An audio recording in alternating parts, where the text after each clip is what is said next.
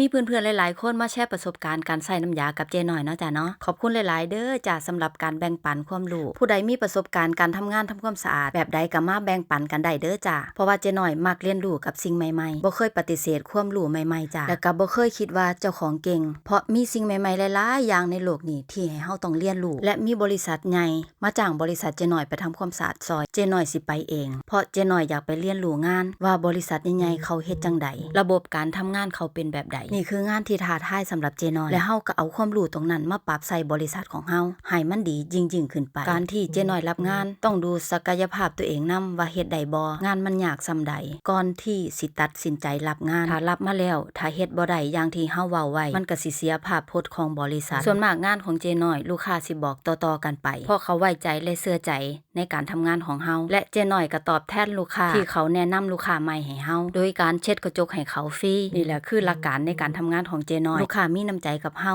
ก็มีน้ำใจคืนคือกันแล้วทุกงานบ่แม่นสิราบรื่นเด้อพี่น้องบางงานลูกค้าก็บ่จ่ายเงินเฮาแต่พนักงานต้องได้เงินนี่แหละคือความรับผิดชอบในการทำงานรวมกันเดี๋ยวนี้รับงานใดต้องเช็คลูกค้าก่อนว่าเขาสามารถจ่ายเฮาได้บ่นี่แหละคือการทำงานของเจหน่อยถ้าชื่นชอบก็ฝากกดไลค์กดแชร์เป็นกำลังใจให้เจหน่อยสวีเดนแน่เด้อจ้ะ